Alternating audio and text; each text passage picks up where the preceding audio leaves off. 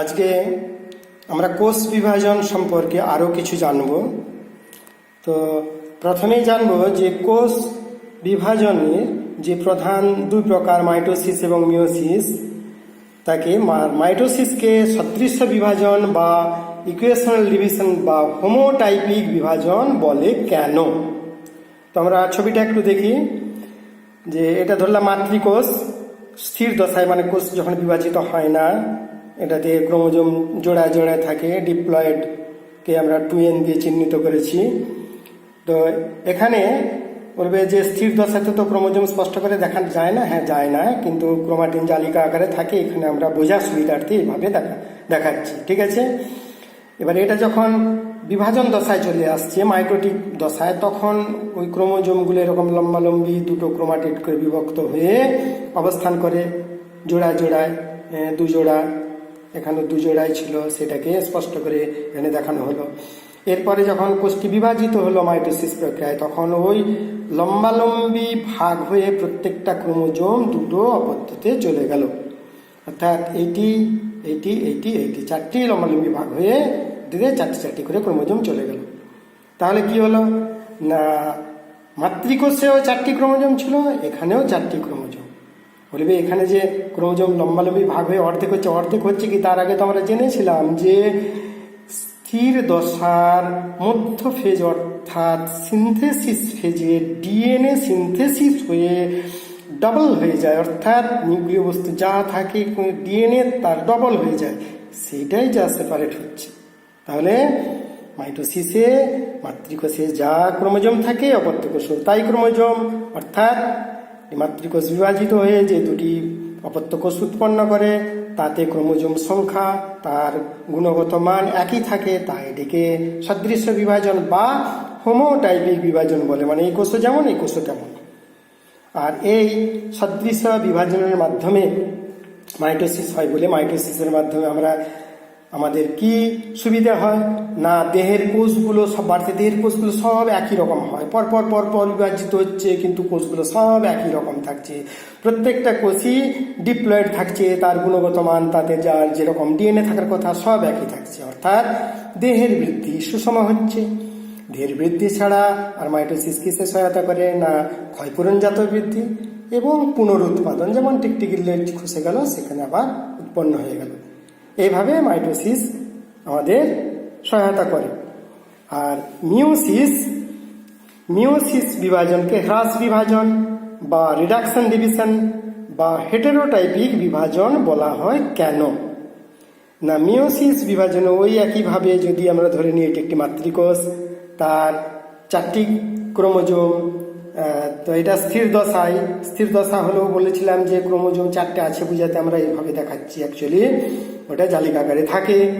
তারপর সেটা তো যেমন ডিএনএ বস্তু দ্বিগুণ হলো, এরপরে বিভাজন দশায় চলে এলো, ঠিক মাইটোসিসের মতনই। যেমন ওখানে দেখিয়েছিলাম যে চারটি ক্রোমোজোম, মানে চারটি নিয়ে আমরা বলছি বলে, সেগুলো লম্বালম্বি ভাগ হয়ে ক্রোমাটিডগুলো এরকম চারটি ক্রোমোজোম। এরপরে মিওসিসে আমরা আগের দিনেই দেখেছি যে মিওসিসের এই যে জোড়ায় জোড়ায় ক্রোমোজোম, সেগুলো প্রথমে ওই জোড়ার একটি করে দুটি অপত্য কোষে যায়, এবং সেটাকে বলা হয় ফার্স্ট মিওটিক ডিভিশন, প্রথম মিওটিক বিভাজন। মিওটিক বিভাজন আরেকটা ঘটে দ্বিতীয় মিওটিক বিভাজন। এই দুটো বিভাজনের মাঝখানে কোনো স্থির দশা থাকে না, তাই এই দুটো বিভাজনই একসঙ্গে মিওসিস বিভাজন, ঠিক আছে। তাহলে প্রথম মিওটিক বিভাজনে কি হচ্ছে, ক্রোমোজোম সংখ্যা অর্ধেক হয়ে যাচ্ছে। এই যে জোড়ায় জোড়ায় ক্রোমোজোম ছিল তার একটি করে চলে যাচ্ছে, চারটি ক্রোমোজোম ছিল দুটি হয়ে যাচ্ছে, অর্থাৎ ক্রোমোজোম অর্ধেক হয়ে যাচ্ছে বলে একে আমরা হ্রাস বিভাজন বলি। তারপরে যে ঘটনাটা ঘটছে আরেকবার বিভাজনে, সে ঠিক মাইটোসিসের মতন, অর্থাৎ ক্রোমোজোমের লম্বালম্বি ভাগ হয়ে দুটো কোষে যাচ্ছে। এইভাবে একবার বিভাজিত হয়ে চারটে অপত্য কোষ উৎপন্ন করছে। কিন্তু ঘটনাটা কি ঘটছে, এখানে ছিল চারটে ক্রোমোজোম, এখানে হয়ে গেল দুটো ক্রোমোজোম, অর্থাৎ ক্রোমোজোম কমে গেল, অর্ধেক হয়ে গেল। তাই এটাকে হ্রাস বিভাজন বা রিডাকশন ডিভিশন বলে, বা হেটেরোটাইপিক ডিভিশন। অর্থাৎ এখানে কোষ যেরকম এখানে কোষ সেরকম নয়, এখানে কোষে ডিএনএ যেমন আছে এখানে নেই, এখানে ক্রোমোজোম যদি থাকে 24টি, এখানে আছে 12টি, এখানে আবার 4টি 2টি করে দেখিয়েছি, যাই হোক, তাহলে একই রকম নয়, তাই হেটারোটাইপিক বিভাজন। এবারে আমরা একটু মিওসিসের তাৎপর্য সংক্ষেপে জানব। তো মিওসিসকে যে হ্রাস বিভাজন বলা হচ্ছে এবং তার ফলে সে ক্রোমোজোম সংখ্যাকে ধ্রুবক রাখছে একটা জীবে কি করে না, এর পরের চ্যাপ্টারে আমরা যখন জনন পড়ব তখন জানবো যে দুটো হ্যাপ্লয়েড এরকম কোষ প্রধানত যৌন জনন প্রক্রিয়ায় একসঙ্গে যুক্ত হয়ে একটা ডিপ্লয়েড কোষ উৎপন্ন করে। মানে এখানে যদি ধরে নিলাম যে একটি করে ক্রোমোজোম আছে, সর্বনিম্ন তো তাই হতে পারে, তাহলে এখানে 2টি ক্রোমোজোম আছে, ঠিক আছে। তাহলে জীবের এই যে দুটো কোষ যুক্ত হয়ে একটা কোষ সৃষ্টি হলো এবং সেইটাই বর্ধিত হয়ে সেই ভ্রূণ সৃষ্টি হয়ে একটা জীব গঠিত হলো, সেই জীবে এখানে যদি এইগুলো ক্রোমোজোম অর্ধেক না হয়ে থাকতো, এই কোষগুলো মিওসিসে গঠিত হয়েছে, এই জনন কোষগুলো মিওসিস প্রক্রিয়ায় গঠিত হয়েছে, এগুলো যদি হ্যাপ্লয়েড হয়ে না থাকতো তাহলে ক্রোমোজোম পরপর বেড়ে চলতো প্রত্যেকটা জীবে, কিন্তু সেটা সম্ভব নয়। এখানে মিওসিসে অর্ধেক হয়েছিল বলে ওখানে কি হচ্ছে না, ক্রোমোজোমগুলো বংশ পরম্পরায় একটা প্রজাতির ক্ষেত্রে একই রকম থাকছে, অর্থাৎ ধ্রুবক থাকছে। এবারে মিওসিসের আরেকটা তাৎপর্য জানবো। সেটা জানার আগে মিওসিসের আরেকটু ঘটনা আমাদের জেনে নিতে হয় এবং সেটা রয়েছে তোমাদের জানতে হবে। সেটা হলো এই ক্রোমোজোমগুলো এই জোড়ায় জোড়ায় থেকে যখন একটা আলাদা হচ্ছে তখন কি ঘটনা ঘটে না, তখন ওই জোড়ায় ক্রোমোজোমের মধ্যে খণ্ডাংশের বিনিময় হয়। তো ক্রোমোজোম তো লম্বালম্বি ক্রোমাটিডে বিভক্ত, একটা ক্রোমোজোমের ক্রোমাটিডকে বলা হবে সিস্টার ক্রোমাটিড, এই দুটো পরস্পর সিস্টার, এই দুটো পরস্পর সিস্টার। আর একটা ক্রোমোজোমের ক্রোমাটিডের সঙ্গে আরেকটা ক্রোমোজোমের ক্রোমাটিডকে বলা হবে নন সিস্টার ক্রোমাটিড। এই দুটো পরস্পর মানে এর একটা যে কোনো নন সিস্টার ক্রোমাটিড। এখন এই নন সিস্টার ক্রোমাটিড মানে ওই যে হোমোলোগাস বা সমস্ত ক্রোমোজোম দুটো একসঙ্গে জোড় বাঁধে মিওসিস প্রক্রিয়ায়, তাদের পরস্পরের মধ্যে নন সিস্টার ক্রোমাটিডে খণ্ডাংশের বিনিময় ঘটে, এই জায়গাটায় বিনিময় ঘটছে। বিনিময় ঘটাকে বলা হয় ক্রসিং ওভার। কিসের সঙ্গে বিনিময় না, মিওসিসের যে সমস্ত ক্রোমোজোম তাদের পরস্পরের নন সিস্টার ক্রোমাটিডের মধ্যে যে খণ্ডাংশের বিনিময়, আর যেখানে খণ্ডাংশের বিনিময় হয় সেই জায়গাটা এক্স চিহ্ন বা গুণিত চিহ্নের মতন দেখায়, এটাকে বলা হয় কায়াজমা। যে জায়গাটায় খণ্ডাংশের বিনিময় হয় সেই জায়গাটাকে বলা হয় কায়াজমা, সেটা এক্স চিহ্ন বা গুণিত চিহ্নের মতো দেখায়। এবারে ওইটা ছিন্ন হয়ে এরকম উৎপন্ন হয়। দেখো যে এই নীল লাল দিয়ে বলছি, নীলের অংশের সঙ্গে লালের অংশ যুক্ত আর লালের সঙ্গে নীলের অংশ যুক্ত, তাহলে কি হচ্ছে খণ্ডাংশের বিনিময় হয়ে যাচ্ছে। বিনিময় হয়ে যাওয়ার ফলে তাহলে এখানে ঠিক যেরকম ক্রোমোজোম ছিল, বলা হয় যে সমস্ত ক্রোমোজোমগুলি একই রকম, হ্যাঁ প্রায় একই রকম, কিন্তু কিছু ক্যারেক্টার ঠিক বিপরীত ক্যারেক্টার এমন আছে যে এটাতে এরকম আছে, এটাতে এরকম আছে। তো সেই ক্যারেক্টারগুলো এখানে তাহলে এই যে ক্রোমোজোমগুলো উৎপন্ন হলে একটু বদলে গেল, একটু চেঞ্জ হলো। এই চেঞ্জ হওয়ার ফলে কি হয় না, মিওসিসের ফলে যে অপত্য কোষগুলো উৎপন্ন হচ্ছে সেইগুলোর মধ্যে ভ্যারিয়েশন অর্থাৎ বৈচিত্র্য দেখা যায়। সেইগুলো আবার থেকে যখন নতুন জীব সৃষ্টি হচ্ছে তখন জীবের মধ্যেও নতুন বৈশিষ্ট্যের সঞ্চারণ হতে দেখা যায়। তাহলে এই ভ্যারিয়েশন, নতুন বৈশিষ্ট্যের সঞ্চারণ মিওসিসের ফলে ঘটতে পারে। এবার আমরা অ্যামাইটোসিস, মাইটোসিস ও মিওসিস সম্পর্কে যা জেনেছি তার একটু সামারি করে নেব। এখন এই 3 প্রকার কোষ বিভাজন কোথায় ঘটে? অ্যামাইটোসিস ঘটে ব্যাকটেরিয়া, ইস্ট, অ্যামিবা প্রভৃতি নিম্ন শ্রেণীর জীবে। মাইটোসিস ঘটে বিভিন্ন উদ্ভিদ এবং প্রাণীর দেহকোষে, দেহের বিভিন্ন কোষেই, বহুকোষী সমস্ত জীবের ক্ষেত্রেই। আর মিওসিস ঘটে জীবের নির্দিষ্ট কিছু কোষে। কোথায়? যেমন জননমাতৃকোষ, রেণুমাতৃকোষ। জননমাতৃকোষ বা রেণুমাতৃকোষ এগুলোতেই মিওসিস হয়। কখনো জনন কোষে মিওসিস হয়, এটা ভুল করেও লেখো না, জনন মাতৃকোষে হয়। তো জনন মাতৃকোষ বা রেণুমাতৃকোষ কোথায় থাকে? না নিম্ন শ্রেণীর উদ্ভিদের ক্ষেত্রে রেণুস্থলী দেখা যায়, তাতে রেণুমাতৃকোষ থাকে।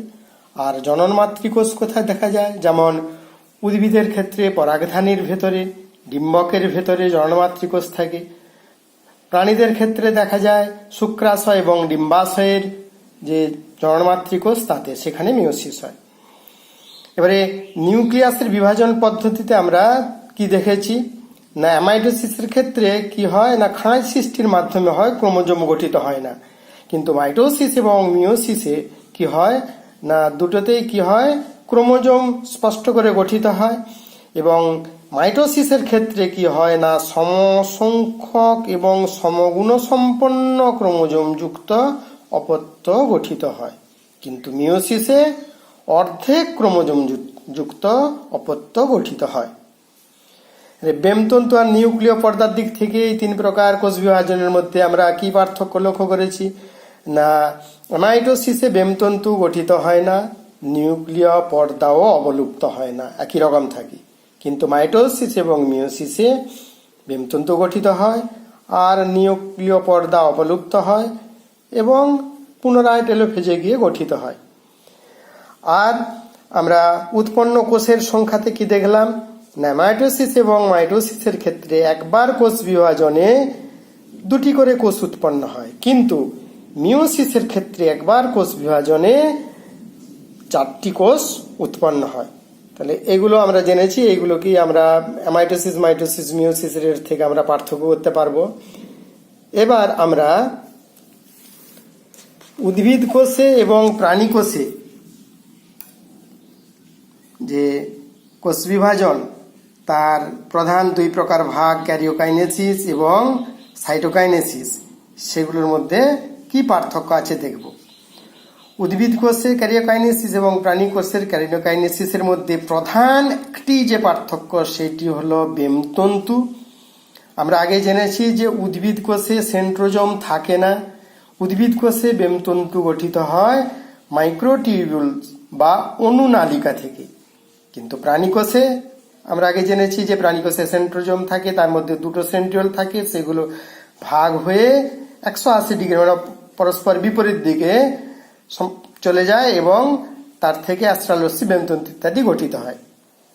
এবার আরও যে কিছু পার্থক্য আছে আমরা সেগুলো দেখব। যে মেটাফেজ অবস্থায় উদ্ভিদ কোষের ক্ষেত্রে ক্রোমোজোমগুলো অবিন্যস্ত থাকে বা সবগুলি পরিধির দিকে থাকে।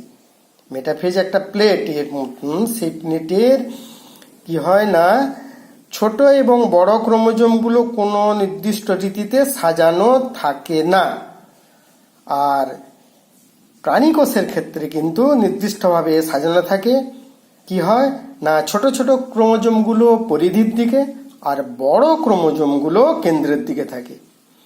আর অ্যানাফেজে যে অ্যানাফেজীয় চলন দেখা যায়, তাতে উদ্ভিদ এবং প্রাণী কোষের বিভাজনে কি পার্থক্য লক্ষ্য করা যায়? না অ্যানাফেজীয় চলন অর্থাৎ অপত্য যে ক্রোমোজোমগুলো সৃষ্টি হলো, সেগুলো দুই মেরুর দিকে যাওয়া। সেই দুই মেরুর দিকে যাওয়ার সময়ে উদ্ভিদ কোষের ক্ষেত্রে কি হয় না ক্রোমোজোমের মধ্যে বিকর্ষণ হয় এবং বেমতন্তুর সংকোচনের ফলে এমন অ্যানাফেজ চলন ঘটে। আর প্রায় একই হয় প্রাণী কোষে, কিন্তু কিছু পার্থক্য আছে। কিরকম পার্থক্য আছে?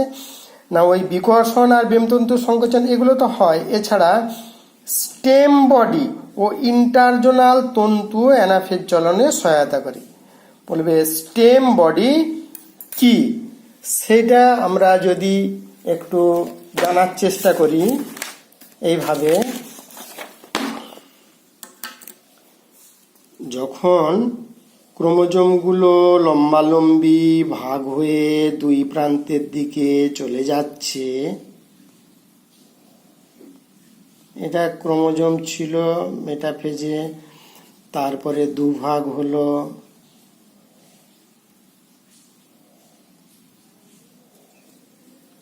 দুভাগ হয়ে দুই মেরুর দিকে যাবে, সেই সময়ে কি হয় যে বেমতন্তু ছিল তার কিছু অংশ এখানে মাঝখানে জমা হয়ে একটা চাপ সৃষ্টি করলো, সেগুলোকেই বলা হয় স্টেম বডি।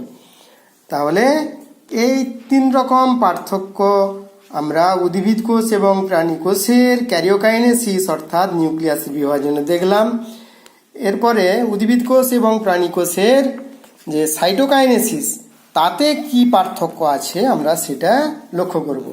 তা আমরা কি জেনেছিলাম যে উদ্ভিদ কোষের ক্ষেত্রে ফ্রাগমোপ্লাস্ট যে দুটো অপত্য নিউক্লিয়াস গঠিত হয় তার মাঝে কিছু গলগি বস্তু এবং এন্ডোপ্লাজমে জালিকার খণ্ড জমা হয়ে ফ্রাগমোপ্লাস্ট রূপে সেগুলো জমা হয়ে তার থেকে একটা সবগুলো যুক্ত হয়ে একটা পাত গঠন করে, তাকে বলা হয় কোষপাত বা সেল প্লেট।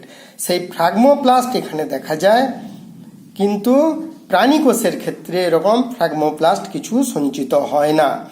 আর ওই ফ্রাগমোপ্লাস্ট থেকে সেল প্লেট গঠিত হয় উদ্ভিদ কোষের ক্ষেত্রে। প্রাণী কোষে এরকম ধরনের কিছু হয় না। প্রাণী কোষে কি হয় না, কোষ পর্দা ভাঁজ হয়ে বা ক্লিভেজ হয়ে, একে ফারোয়িং বলে, তো সেই ভাঁজ হয়ে দুটো কোষে পরিণত হয়। আর বাকি কিছু পার্থক্য আছে, যেমন সময়ের দিক থেকে বলা যায় টেলোফেজের শেষের দিকে শুরু হয় উদ্ভিদ কোষের সাইটোকাইনেসিস, আর প্রাণী কোষের ক্ষেত্রে একটু আগের থেকে শুরু হয়, টেলোফেজের প্রথম থেকেই শুরু হয়ে যায়। আর একটা যে পার্থক্য বলা যাবে সেটা হলো উদ্ভিদ কোষের ক্ষেত্রে কি হয় না, কেন্দ্র থেকে শুরু হয়। মানে উদ্ভিদ কোষের যদি ধরে নিই যে একটা নিউক্লিয়াস, এখানে একটা নিউক্লিয়াস সৃষ্টি হয়ে যাচ্ছে, তাহলে এখানটাতে এটা একটা কোষ, এই মাঝখানটাতে কেন্দ্রের দিকে আগে ফ্রাগমোপ্লাস্টগুলো জমা হয়, তারপরে পরিধির দিকে যায়। অর্থাৎ একে বলা হয় অপকেন্দ্রিকভাবে, কেন্দ্রের দিকে শুরু হয়, অপকেন্দ্রিকভাবে পরিধির দিকে যায়। আর প্রাণী কোষের ক্ষেত্রে কি হয় না, প্রাণী কোষের ক্ষেত্রে যদি ধরে নিই এইটি একটি নিউক্লিয়াস, এইটি একটি নিউক্লিয়াস তৈরি হয়ে গেছে, তাহলে তার যে কোষ পর্দা সেটি কি হয় না, পরিধির দিক থেকে এরকম খাঁজ সৃষ্টি হয়, আর তারপর সেটা কেন্দ্রের দিকে যেতে থাকে। অর্থাৎ অভিকেন্দ্রিকভাবে শুরু হয় এবং পরিধির দিক থেকে শুরু হয়ে কেন্দ্রের দিকে গিয়ে এটিকে দুটি খণ্ডে পরিণত হয়। তাহলে আমরা জানলাম উদ্ভিদ কোষ এবং প্রাণী কোষের কিভাবে মাইটোসিসের ক্ষেত্রে নিউক্লিয়াস এবং সাইটোপ্লাজমের বিভাজন সম্পূর্ণ হয়। আমরা কোষ বিভাজন সম্পর্কে অনেকটাই জানলাম। এই সমস্তগুলো তোমরা আগের যে দুটো পর্বে বেরিয়েছে সেগুলো একটু ভালো করে লক্ষ্য করবে, কন্টিনিউ করে তোমরা দেখতে পারবে। তাহলে এ পর্যন্তই রাখলাম।